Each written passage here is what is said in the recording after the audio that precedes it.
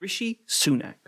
He's the current UK Prime Minister and answer to the question, who's that bloke sat in Liz Truss's chair? And listen, I know he might look like a 40-year-old multimillionaire investment fund manager that has a favourite flavour of breast milk. I can assure you that's only because it's true. Now, before we move on, I've been told that I sometimes take people out of context in order to just score some cheap, easy political points. So, in an effort to lend my commentary more legitimacy, I'll be allowing Rishi to speak for himself, just to tell you what he's all about. Take it away, Rishi. I'm a coke addict, total coke addict. Now that we've given him ample time to tell us about himself in context, let's just take a look at what he's done so far, his history, and how he came to be the richest Prime Minister in British history. Rishi was born in Southampton in 1980. His mother was a pharmacist and his dad was an NHS GP, and together they both ran a pharmacy. Rishi's quick to point out that this humble upbringing allowed him to befriend those from all walks of life. Take a look. I have friends who are aristocrats, I have friends who are upper class, I have friends who are, working class, but I'm not working class, but... He began his schooling at Stroud School, King Edward VI Preparatory School. If you're thinking, oh, that sounds fancy, definitely private and definitely expensive, you're absolutely right. From there, he went on to attend the even more prestigious Winchester College, a fancy boarding school kind of place, which is also very expensive. Jesus Christ! The icing on the cake was studying philosophy, economics, and politics at Oxford. Such a humble upbringing, this guy really did pull himself up by the bootstraps. Also, interesting fact, of the 57 prime ministers that have served our country, 30 were educated at Oxford and a further 14 at Cambridge. That makes 77% of our country's prime ministers graduating from just 2 schools in the country. Now, I'm sure we can all move on, just knowing that this is probably just a coincidence and isn't indicative of a larger issue of representation and elitism in politics. After Oxford, Rishi earned a Fulbright scholarship to study abroad in California, and in 2002 graduated with a Master of Business Administration degree from Stanford University. It was at Stanford University that he met his future wife Akshata, who is a businesswoman, a fashion designer, a venture capitalist, and an heiress to a billionaire. Class actor. So, he took his pretty new qualifications and became a wanker. Sorry, banker. Oh, no, wait, no, I did write wanker. Anyway, he worked for Goldman Sachs, a company that's famous for manipulating the stock market and exploiting tax havens for the ultra-rich. Then he worked for a hedge fund firm called TCI Fund Management, a company that exploits tax havens for the ultra-rich. He became a partner in 2006, but left the company in 2009 to explore fresh new options at a new firm, Catamaran Ventures. It's a company that helps with the homeless and feeds starving children in poverty, so we can just kidding, it exploits tax havens for the ultra-rich. After selling his soul to a crossroad demon and sacrificing a virgin during a blood moon, he was then able to join the Conservative Party, which he did in 2010. In 2016, he campaigned to leave the EU, and even wrote a report for the Centre for Policy Studies supporting the establishment of free ports after Brexit. For those of you that don't know, a free port is basically a place in the UK that is deemed to not be part of the UK for tax reasons. Think of them as sort of mini tax havens, because that's literally the entire point of them. It's cool because for those that can afford to exploit them, it's a perfect place for tax evasion, money laundering, and the long-term storage of stolen and/or illegal goods. Nice! After being re-elected in 2017 and 2019, he was appointed by Theresa May as Parliamentary Under-Secretary of State for Local Government. Despite having fancy pieces of paper from private schools to say that he doesn't have donkey brains, he endorsed May's Brexit withdrawal agreement 3 times. Luckily, everybody else in government could read, so her proposals were written off as the fucking mental scrawlings of a complete arse for brains, and she resigned in 2019. The country I love. Sunak then showed support for Boris Johnson, and he was appointed Chief Secretary of the Treasury under the then-Chancellor Sajid Javid. After Javid stepped down, Rishi was promoted to Chancellor just 2 weeks before COVID. It was here, in 2020, that he really cemented himself as certainly one of the politicians to have ever lived. In response to the pandemic, Rishi unveiled £12 billion in spending, including £5 billion for the NHS and £7 billion for businesses and workers across the UK. This included a furlough scheme that saw the government paying grants of up to 80% of people's salaries if you weren't working due to COVID. Now, the real fuck-up on his part was the Eat Out to Help Out scheme. This came fresh off the heels of the government's first lockdown to entice people to go out and start spending money again. The economy was on its arse, and Rishi, being the money-oriented gimpoid that he is, was super fixated on trying to get it back up and running as quickly as possible. Those of you with functioning brain cells might have noticed a problem with incentivizing millions of people to go out and eat at restaurants during a worldwide pandemic, but Rishi has assured us that this is absolutely fine and there's nothing to worry about. So, the locals descended upon Wetherspoons like a scene out of Shaun of the Dead. Karens returned to their natural habitat, and as the screams to see the manager rang through the streets, it felt as if the pandemic was behind us. The only real downside that I can see, and it might be nitpicking, is that the scheme cost £849 million and drove us face first into a second lockdown. Fetzer estimates that the scheme was also directly responsible for an uptick in new cases in the region of 8 to 17%. This claim has been rejected by the Treasury, solidifying their reputation as a bunch of pencil-chewing virgins with no mates. Another absolutely abysmal failure for Rishi was his bounce-back loan scheme. The scheme, which was designed to support businesses during the pandemic, was implemented without thought as to how fraudsters might take advantage of it. As a result, the National Audit Office estimates that £17 billion worth of loans will not be repaid, whether it's because you can't pay it or because you straight up never intend to, with £4.3 billion of taxpayers' money being written off by the government as being lost to fraud. Just straight down the shit pan because Rishi left his calculator at home that day. It was so much of a complete and total fuckfest that the Minister for Counter-Fraud, Lord Agnew, resigned in disgust. And to top off his very not immaculate COVID record, Rishi was issued a fixed penalty notice for his involvement in Partygate. He was pictured at Boris's birthday bash that inflamed the public so much that the Met had to put aside their usual indifference towards politicians breaking the law.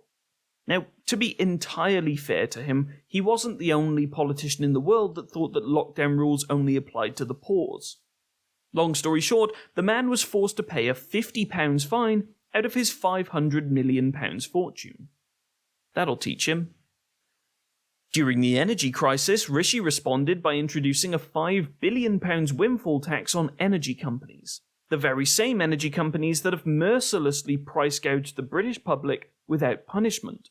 It sounds great until I realised that Shell made £32 billion in profit in 2022 alone. Just Shell.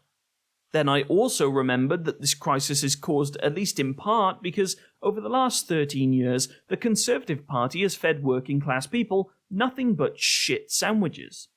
The difference now is that they're feeding us shit sandwiches with a bit of cheese on top. Now, cheese is great and everything, but it's still a shit sandwich, you know? It's important that we don't forget about the absolute failures that led us to be so dependent on these companies and the government to begin with, like the total absolute failure of the 2020 Green Home Grant Scheme, or Brexit, or the cuts to universal credit, or the hundreds of millions of pounds lost to failed PPE contracts, or the increase to national insurance. These were all bites of the shit sandwich that was fed to us thanks to this bunch of smarmy, self-serving, money-hungry little goblins. In April of 2022, it emerged that Rishi's wife Akshata was registered as a non-domiciled resident in the UK. That means that she was entitled to pay no tax on her income outside of Britain, which is significant considering that she makes tens of millions of pounds in shareholder dividends each year. Akshata kindly chose to stop engaging in tax avoidance schemes once it was revealed that she was, in fact, engaging in tax avoidance schemes. I know that it's a government-backed scheme, but that doesn't make it any less fucking awful. She's lived in the UK for around 7 years now. She's married to a British citizen, her 2 children both school in the UK, and she lives at number 10 fucking Downing Street, for fuck's sake. If we can't expect her to pay her tax, then who in the absolute fuck should be? A spokesperson for Akshata stated that she's non-domiciled because India doesn't allow people to hold dual citizenship. And that's absolutely true, but also an absolute fucking misdirection, because being non-dom and being taxed as a non-dom are 2 different things. She had to actively apply to be taxed as non-dom and paid £30,000 every year for the privilege. It isn't even the first time she's avoided paying tax on dividends. She's previously collected dividends through a tax haven in Mauritius, which doesn't tax dividends. The fact is, asking a spokesperson to put this half-truth out there is manipulative and deceitful, and both Akshata and Rishi know it. Moving on to July of 2022. Rishi was the second MP to resign in protest of Boris Johnson's leadership.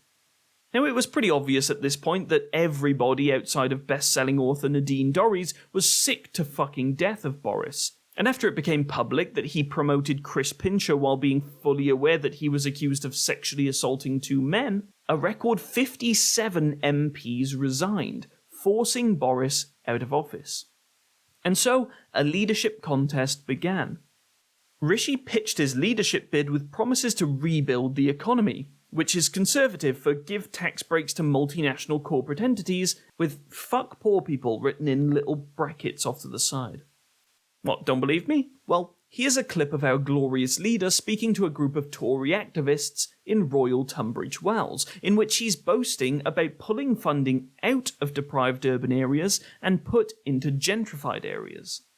All of you, I managed to start changing the funding formulas to make sure that areas like this are getting the funding that they deserve. Because we inherited a bunch of formulas from the Labour Party that shoved all the funding into deprived urban areas, then that needed to be undone. I started the work of undoing that.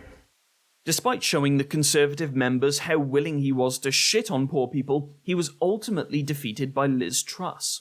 Then, after Liz Truss was kicked out of office by a lettuce, Rishi was announced as the new Conservative Party leader, and in doing so, became probably the least democratic Prime Minister we've ever seen.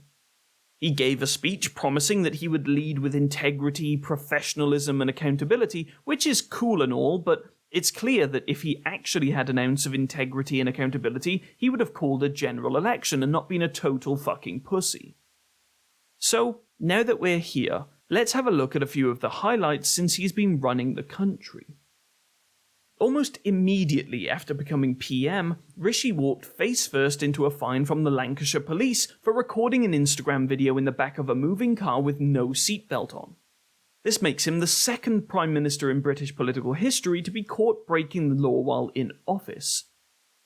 On the 14th of June 2023, Rishi claimed that the Conservatives were getting on and delivering the fastest wage growth in years.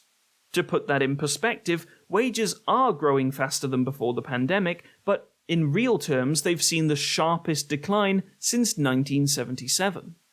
He claimed on the 3rd of May 2023 that there are 500 more NHS dentists than last year, but statistics point closer to the NHS actually losing dentists when compared to the previous year's data.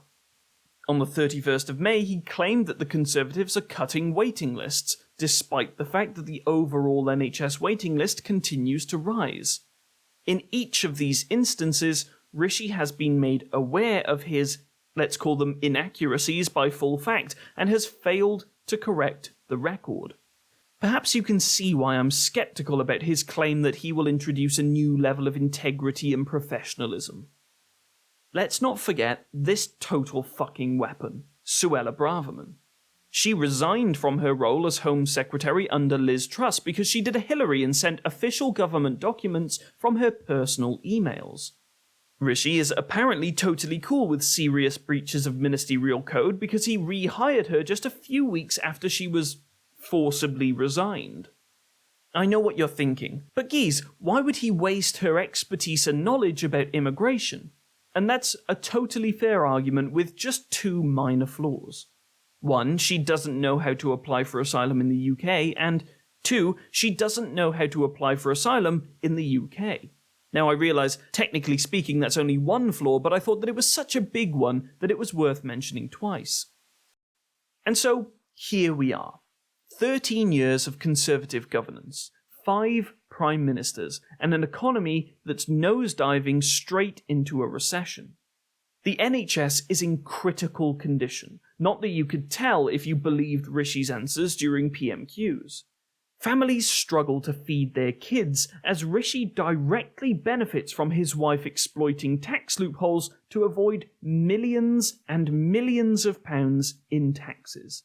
As actual, literal shit is being dumped into our waterways, our centre-millionaire Prime Minister is having a bespoke pool built in his £2 million Yorkshire home. Let me end by reminding you, this man was not elected. He wasn't even chosen by his own party. Both he and his wife are shareholders of companies that are designed to funnel money out of his own budget. As austerity continues to wreak havoc on the country, we are presented with Rishi Sunak, the oligarch Prime Minister. Thank you for watching. If you liked this video, please do like and subscribe. It really helps. A special thank you to those Bacardi Breezer, Fridge Freezer, Lemon Squeezer geezers that support me on Patreon. Marie, Alex Davies, Alexis Geddes, Ash, Craig Hall, Dan Sharp, Fluffy the Demon, Destroyer of Worlds, Nice, Jeffrey Anderson, Logan Zareshk, Lord Kitty Cat, Matthew Gray, Nicholas Ellis Brown, Rory McElhone, Simon Watton, Nicholas Daniel Richards, Paul Ashworth, Alex Ray, and Jacqueline Cowan. You guys are amazing. If you'd like to support too, you can do so from just £1 a month. The link is in the description. In the meantime, have a lovely day, and don't forget to hug your pets. Love you. Bye-bye.